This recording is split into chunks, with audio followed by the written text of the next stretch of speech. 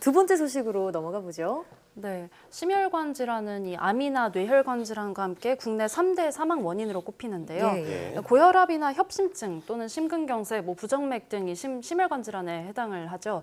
이런 심혈관 질환에 영향을 주는 것은 평소 식습관이나 운동 습관, 유전적 요인 등 굉장히 다양한데요. 네. 심혈관 질환 사망률에 이 소득의 영향도 있다는 연구가 나왔습니다. 이에 대한 소식 준비했습니다. 제가 잘못 들었나 싶었는데 소득에 영향이 있다고요. 네, 그러니까 그러게요. 돈을 잘 벌고 못 버는 그 소득과 관련이 있다는 말씀이신 거죠? 네, 그렇습니다. 국내 연구팀에 따르면요, 이 가계 소득이 증가하면은 심혈관 질환 이 사망 위험이 낮아지는 것으로 나타났습니다. 국내 연구팀은 건강한 국민 17만여 명을 비교한 결과 이같이 나타났다고 밝혔는데요. 조사 대상자를 2002년 당시 소득을 기준으로 상위 30%, 중위 40%, 하위 30% 이렇게 세 개의 그룹으로 구분을 했습니다. 예. 네, 10년간 이들의 생존율을 추적 관찰한 결과 이 상위 소득층 사망자는 3.6%, 그리고 중위 소득층은 3.8%, 하위 소득자는 이 5.5%였습니다.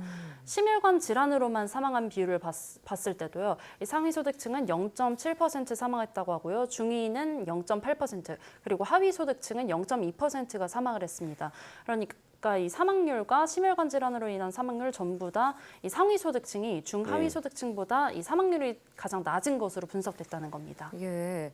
아무래도 수입이 많을수록 건강 관리가 잘 돼 있어서 그럴 수 있을 것 같다는 생각은 드는데 10년간의 조사면은 그 안에 소득 수준이 변할 수도 있잖아요. 네. 만약에 소득이 낮았던 사람이 나중에 소득이 많아졌다. 이럴 경우에는 어떻게 달라지나요? 네, 연구팀에 따르면요. 예. 이 상위 소득층은 수입 변동이 있어도 그렇게 사망률 차이가 크지는 않았다고 합니다. 이 상위 소득층이 10년 동안 수입이 감소한 경우는요. 이 심혈관 질환으로 사망한 비율이 4%였는데 이거는 이제 소득이 그대로 유지됐을 때 3%보다 약간만 높은 정도입니다. 네. 또 중위 소득층은요. 10년 동안 소득이 증가한 경우 이 사망률이 2%였는데요. 그 중위 소득을 계속 유지했을 경우인 8%보다 훨씬 더 떨어진 것을 볼 수 그러네요. 있죠. 이게 소득이 감소한 경우는 9%로 사망률이 약간 올라갔다고 합니다. 예. 특히 하위 소득층의 경우는요. 10년 동안 하위 소득에 머무르는 경우 이 심혈관 질환으로 사망할 확률이 무려 13%였습니다. 예. 네. 수입이 증가한 경우는 4%까지 아주 낮게 사망률이 떨어졌다고 합니다. 대폭 줄었네요. 네. 들으시는 분들이 좀 민감하게 받아들일 수도 있을 것 같다는 생각이 들기도 하는데, 자, 이렇게 소득별로 사망률이 달라지는 이유가 있을까요? 네, 굉장히 복합적이라고 연구팀은 분석을 했는데요. 이 하위 소득층은 흡연이나 운동 부족, 그러니까 또 건강하지 않은 식습관의 영향도 있을 것으로 보인다고 합니다. 예. 실제로 운동 이 빈도를 봤더니요. 상위 소득층일수록 운동 빈도가 더 높았습니다. 또 연구팀은 하위 소득층일수록 이런 고지혈증 같은 이 심혈관 질환의 치료 등 적절한 예방 조치를 받지 못해서 이 심혈관 질환에 의한 사망률이 높았다는 게 연구팀의 추정입니다. 네. 실제 소득 불평등이 이 실제 사회 구성원들의 건강 불평등까지 유발한다는 겁니다.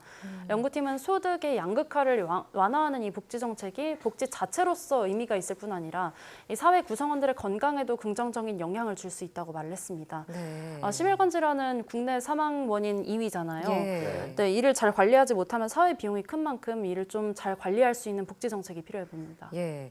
복지 정책이 국민의 건강에도 긍정적인 영향을 미칠 수 있다는 점을 시사하는 그런 내용이네요. 오늘 말씀 잘 들었습니다.